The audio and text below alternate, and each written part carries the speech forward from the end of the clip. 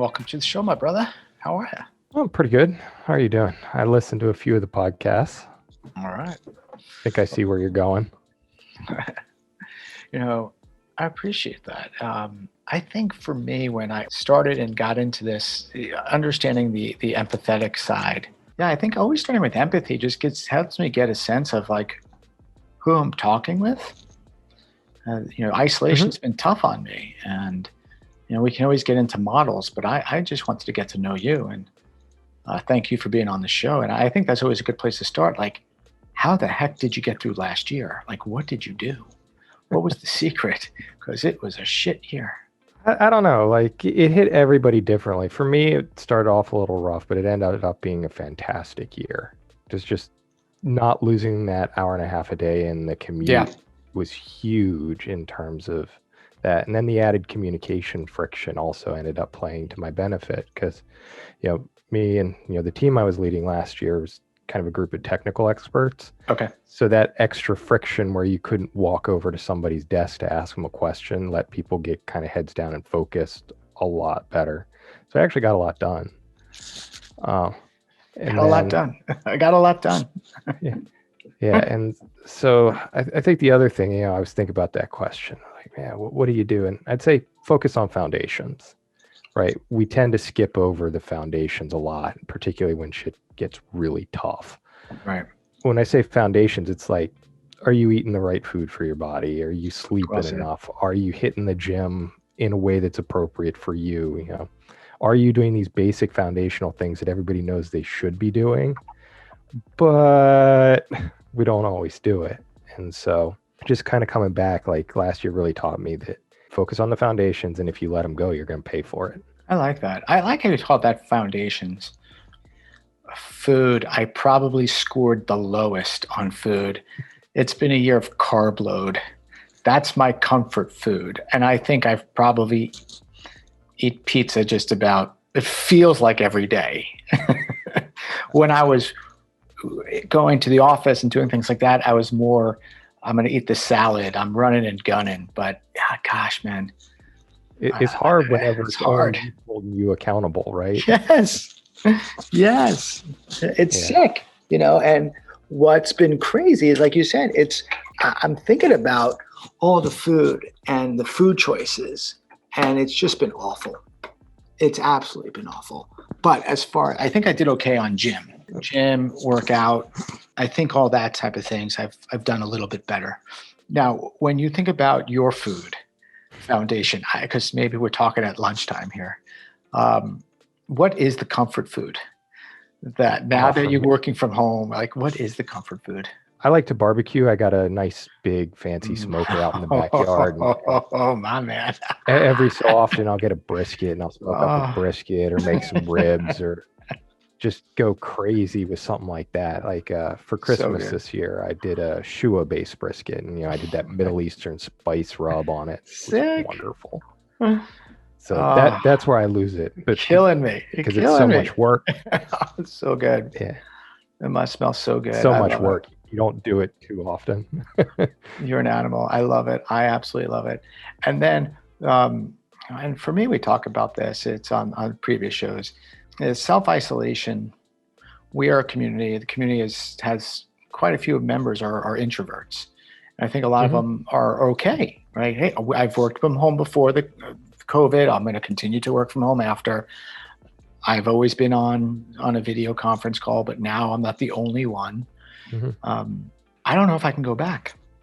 Like I just, I feel like I'm productive. I feel like I've got good time to reflect. I feel like I'm doing a lot more creative and strategic thinking during the day. So I'm not doing it at night or in forced times of like, hey, I'm going to be on the train. When you look at your days and some of the strategic thinking that has to get done, how is this time helped, hurt, changed how you do your creative strategic thinking? This period's been really helpful. It is a bit challenging because my role kind of cuts across the organization. So there are projects where it's like, I got to talk to trading, I got to talk to modeling and, IT and all these other groups. Okay. And so that part's gotten a little bit more challenging. Right. But I think for me, the most exciting part of this is this kind of growing awareness that we don't have to be in the office all the time. We don't even have to be in it that often. And that's super exciting, because what does the world look like if geography doesn't really matter?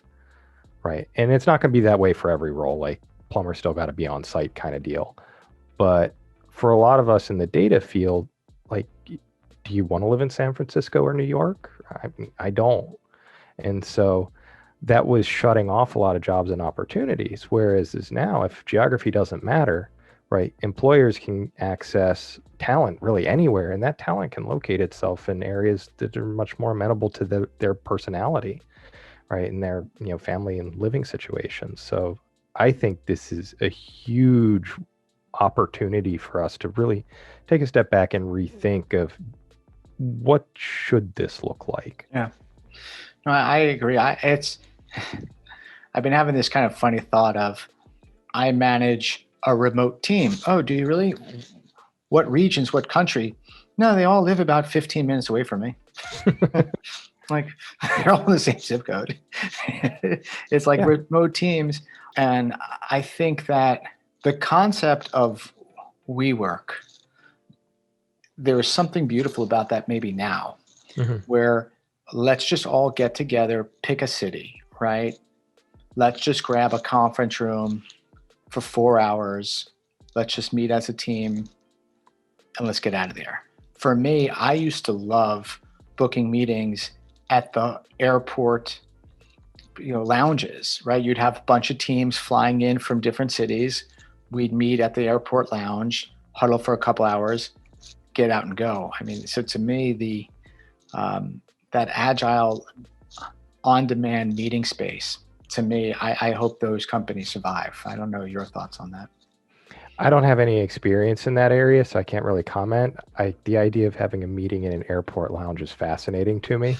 Like, I'm still trying to get my head around what that would be like. But to me, there is good and bad about an airport meeting, right? There is, if we want to do a 3-day offsite because there's team building, that's not the venue.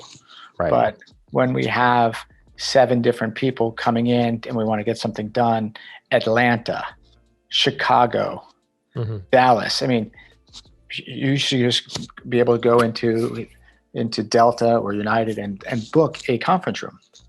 Everyone just fly in, hang out, do their meeting. Not the best food. Get back on the plane and go. The challenge coming from the finance space is there's a lot of stuff that we can't really talk about in kind of public spaces, and I would worry about the security situation. It's not for everybody. Yeah. Yeah. Like, I don't want to discuss trading strategies in the airport lounge. So you do get private rooms, but I'm with you. But now the idea of signing a long-term lease, I don't know, for like the big engineering team, there's so many unknowns. There are just so many, and how do you bring people back? I don't know. I don't know what it looks like. I don't. What are your thoughts? I think it's going to be really role and company dependent. Like, I think if you're doing, say, like, you're developing some new product, skunkworks type thing, I think the benefit of being in the office and next to each other, that kind of low friction of communication would be really valuable. But if you're doing something that's more production oriented or more kind of solo research work, I'm less convinced of the value. Yeah. And then, like, consulting, there's always going to be that client facing part. But how much of it? Do you really need the whole team there? Or maybe like 1 or 2 kind of deal? Makes sense. Especially like audit teams and stuff like that. I think that's going to change. Now, what are you working on that you want to share that's exciting you or you're proud of, or what the company's doing? Not too much to talk about from the company side, just because, again, nature of the role, can't really talk about too many of those projects. But at night, I'm doing my doctorate, so there's some interesting, hopeful papers coming out in the optimization space. I'm working on a couple of algorithms for optimizing neural nets. The one, it's only going to be interesting to maybe like the 12 optimization researchers out there. And then the other one, I'm hoping to get into NeurIPS this year for... Great. Again, it's so new. I don't want to like over pitch it, but Yeah, it is an interesting new technique. And if it does work, I'm definitely going to need some help getting it into TensorFlow and PyTorch because I think people might actually want to use it. that's First exciting. one, that's a theoretical exercise. And are you finding as you going through this process of getting the PhD, which is a big accomplishment, now that you've had the time during COVID, is that something you still would have done? You wish you did it earlier? You're so close to finishing it, you're going to finish it. What's been the thought process as you're kind of going through this? So I bounced around a couple different, degrees over the years, just trying to find my home, so to speak. Hmm. Part of me wishes that I'd done this when I was younger, but I don't think I would have gotten the value out of it if I'd done it Okay. when I was younger. Now it's kind of, I'm really glad I went the math route or Okay. applied math, but I'm still weak on like the technical implementation skills. So it's the way it goes. There's always Yeah. work to be done. It is something that I've wanted to do, but it's not going to be done by me. I wish I went down that path of many years ago. I'm Yeah. always in awe of people that have been through it. It's the people I've met that have PhDs. They think different. They see the world differently, in whatever the field that they've studied. Mhm. Um, a lot of them have used it and then not gone to do anything about it, which is always a tragedy with how much work you have to put into it to not use it. So I think I've seen quite a bit. Believe it or not, the biggest challenge was finding a university where you could actually work full time because Yeah, with the family and all that, it was you're not exactly. taking classes at like 10 o'clock in the morning. You got to find some place that'll work with you on the timing. Absolutely. Yeah, I've taken actually a lot more because of COVID, a lot more of online learning. Hmm. The EDX series. I've taken a lot of those classes, and the video quality and how they're doing the video packaging and content, I think is exceptional. Um, That's and great. I like to go back and listen back. But I think I'm delighted every day with how much effort is going to the production quality of some of these classes. You get kind of fooled because sometimes you can go on YouTube and see classes, but if you really can get onto one of these sites that are sometimes some are paid, some are free, but you can see the quality of them. It's quite impressive. And the next is, as we are a community and we like to connect people within the community, it also is to break up that isolation. It's also to give us a sense to meet people because once work gets back to normal, our calendars will be looking differently. We won't have maybe these type of gaps. So if there are people I can introduce to, what sectors would you like to meet? What kind of people or interests can I make for you? Oh man. I'm kind of a nobody in the field and I'm still trying to learn who all's out there, Okay.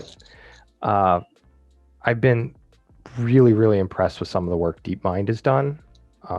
Those guys work on reinforcement learning is huge, and I think there's some great applications of their work in the finance space that, at least based on what I've seen, I'm not sure they're aware of. And then I found a lot of my research work was building off of work done by a guy named Reddy and a guy named Ba and Kingman at Google Brain because Ba and Kingman did Atom, right? The optimization algorithm. And then Reddy built AMS grad on top of it, and I'm kind of extending from there. Well, you could ask for the world. I'll see. There's a couple Well, people I don't know, but if I ever get them, man, I'll send them yeah, your way. yeah, I'm just throwing those ones out Yeah. there. How about Obama? I mean, since we're going, But like I you said, just throw I don't some know big names at anybody. me. Yeah, I mean, that's amazing. Yeah, listen, first of all, if I get them on the show, you'll hear me screaming because that'll be amazing. Mhm. But yeah, absolutely. So that helps me understand kind of the types of people that I see as they come in and out of the community, come in and out of the podcast. So I think that's a big thing for me. Um, One guy I'll throw out there, like I don't know him, and I'd be amazed if you'd met him, but his name's Sanjeev Arora. He's okay. at the Institute of Advanced Studies. His talks on deep neural networks and some of the theoretical challenges were really inspiring to me. If you get a chance to talk to him, that's a guy who I Okay. really think has just some amazing insights into what's going on with these No, things. that's great. No, this is good. This deep learning is your thing. So I'll keep my eye out and ears out as I meet people on the podcast that have that passion. They're coming your way. So Sounds great. Good. And I'm Thanks, more than Jared. happy to kind of bounce questions off, because I know there's not too many people in the finance space, that are also looking into this stuff. There's a few of us, but we're rare. Well, yeah, as I find, I mean, I use this as a way just to meet because I want to build that relationship. But I think the next place I could really add the value is connect you with other people that like that. So you can learn and share. And it's a two-way street there. So to me, this was a treat. And now I have a good sense of you. And this was a great conversation and things that I think that as I meet people who I think you could get along with. So this is what I love about the podcast. Yeah, this is kind of my entree into the wider, kind of more open community. So yeah, it takes one. That's great. Well, keep us posted on the PhD paper. We're cheering for you.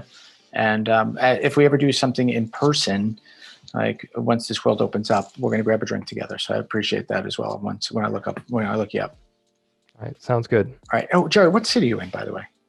I'm halfway between Baltimore and DC. Okay, good. In that little hub. Okay, good. I know where to find you. Thanks, my man. Have a great day. Thanks for being on the show. Oh, and the show is sponsored by Pandio. Pandio is the leader in distributed messaging, so we want to thank Pandio for being a great sponsor. So thanks. Thanks, Jared. Bye.